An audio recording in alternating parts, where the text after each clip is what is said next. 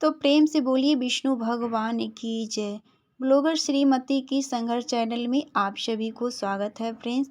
तो चलिए आज मैं सुनाने जा रही हूँ मार्गशीर्ष कृष्ण पक्ष की उत्पत्ति एकादशी की कहानी। कहीं कहीं इसे उत्पन्ना एकादशी भी बोलते हैं, कहीं कहीं अघन माह का एकादशी भी बोलते हैं और बहुत सारे नामों से यह एकादशी विख्यात है। तो आप लोग किस नाम से इसे जानते हैं प्लीज़ कमेंट में ज़रूर बताइएगा। और 12 महीनों का जो एकादशी होता है सबका अलग अलग महत्व है, अलग अलग इसका शुभ फल मिलता है। तो फ्रेंड्स आप लोग कौन कौन सा एकादशी करते हैं प्लीज़ ज़रूर बताइएगा। और अगर मेरे चैनल पर फर्स्ट टाइम विजिट कर रहे हैं तो प्लीज़ सब्सक्राइब लाइक कमेंट ज़रूर करिएगा और विष्णु भगवान का प्यारा सा नाम एक ज़रूर लिखिएगा। तो फ्रेंड्स चलिए मैं आज मार्गशीर्ष का मतलब अघन माह का एकादशी का कहानी सुनाने जा रही हूँ। तो आप लोग ध्यानपूर्वक ज़रूर सुनिएगा और लास्ट तक ज़रूर देखिएगा। कथा कहानी लास्ट तक ज़रूर सुनना चाहिए, तभी तो पता चलेगा कि इस कहानी में क्या था। तो प्रेम से बोलिए विष्णु भगवान की जय। श्री सूत जी ऋषियों को कहने लगे कि विधि सहित इस एकादशी व्रत का महत्व तथा जन्म की कथा भगवान विष्णु ने युधिष्ठिर को सुनाई थी। सतयुग में एक महाभयंकर राक्षस मूर नाम का प्रकट हुआ। उसने अपनी शक्ति से देवताओं को विजय किया और अमरावतीपुरी से नीचे गिरा दिया। बेचारे मृत्युलोक की गुफाओं में निवास करने लगे और कैलाशपति की शरण में जाकर दैत्यों के अत्याचारों का तथा अपने महान दुख का वर्णन किया। शंकर जी ने कहने लगे कि आप भगवान विष्णु की शरण में जाइए।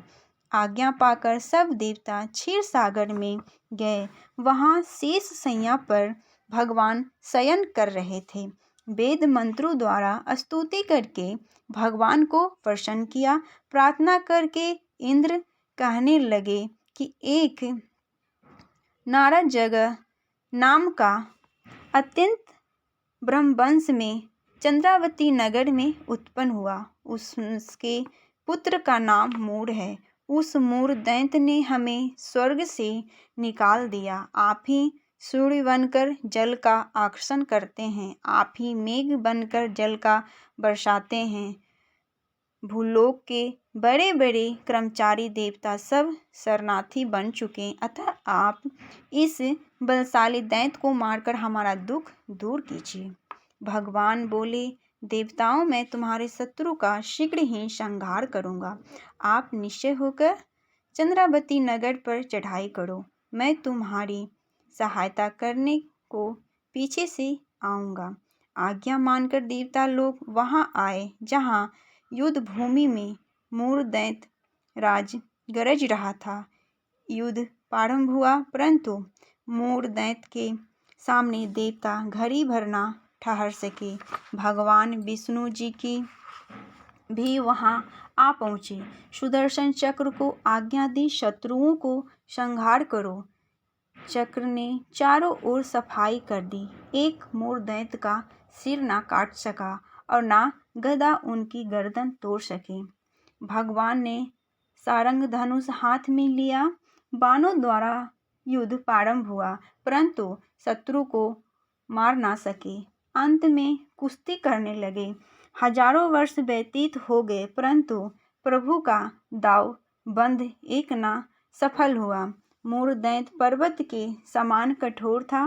प्रभु का शरीर कमल के समान कोमल था। थक गए, मन में विश्राम का इच्छा उत्पन्न हुई। शत्रुओं को पीठ दिखाकर भाग चले। आपकी विश्राम भूमि बद्रिकाश्रम भी वहाँ एक गुफा 12 योजन की थी। हेमवती उसका नाम था। उसमें घुस कर सो गए। मूर दैत्य भी पीछे पीछे चला आया। सोते हुए शत्रु को मारने के लिए तैयार हो गया।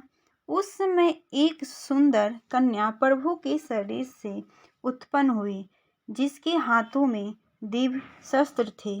उसने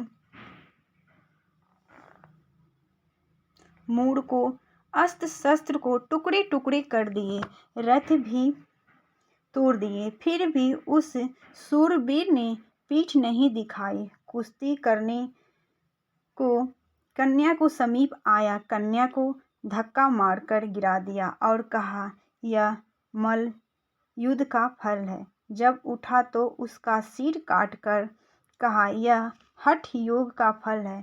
मूढ़ की सेना पाताल को भाग गई। भगवान निद्रा से जागे तो कन्या बोली कि ये दैत्य आपको मारने की इच्छा करने आया था। मैंने आपके शरीर से उत्पन्न होकर इसका वध किया। भगवान बोले, तुमने सब देवताओं की रक्षा की है। मैं तुम पर बहुत प्रसन्न हूँ। वरदान देने को तैयार हूँ। जो मन में इच्छा हो सो प्रकट मांग लो। कन्या बोली, जो मनुष्य मेरा व्रत करे, उनके घर में दूध, पुत्र, धन का विकास रहे, अंत में आपके लोक को प्राप्त करे। भगवान बोले, तू एकादशी तिथि को उत्पन्न हुई है, इस कारण तेरा नाम एकादशी प्रसिद्ध होगा। जो श्रद्धा भक्ति से तेरा व्रत करे, उनको सब तीर्थों के स्नान का फल मिलेगा। घोर पापों से उद्धार करने वाला तेरा व्रत होगा। ऐसा कहकर भगवान अंतर ध्यान हो गए। पतित पावनी विश्व तारिणी का जन्म मार्गशीर्ष मास के कृष्ण पक्ष में हुआ, इस कारण इसका नाम उत्पन्ना प्रसिद्ध हुआ। तो फ्रेंड्स, अघन मास की सुनने वाली कथा कहानी समाप्त हुआ और इसी तरह कहानी लाऊंगी और कथा भी लाऊंगी। तो आगे वीडियो में ज़रूर बने रहिएगा। अगर मेरे चैनल पर फर्स्ट टाइम विजिट करें तो प्लीज़ लाइक, सब्सक्राइब, कमेंट ज़रूर करिएगा और दूसरे को ज़रूर शेयर करिएगा। तो फ्रेंड्स, हमने जाना कि उत्पत्ति एकादशी का नाम कैसे पड़ा और इसे ज़रूर करना चाहिए। और ये अघन मास की ये है एकादशी है। तो अघन मास से सारे मतलब कि व्रत त्यौहार स्टार्ट होता है। और जो बोलते हैं ना कि जो फर्स्ट टाइम मतलब कि वो कर रहे हैं, त्यौहार करते हैं, जैसे कि एकादशी हो गया, पहली बार उठाएंगे, या तो फिर बृहस्पति का हो गया, मंगलवार करते हैं, कितना लोग शुक्रवारी करते हैं। तो अगर उठाना चाहते हैं तो ये अघन से ही स्टार्ट होता है। अघन मास से जिस दिन से आपको इच्छा हो आप उठा सकते हैं। इससे मुहूर्त और ये देखना नहीं पड़ता है।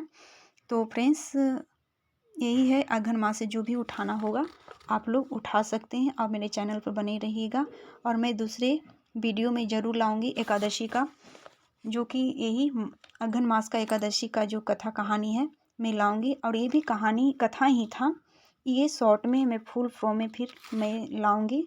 तो बने रहिएगा मेरे चैनल पे।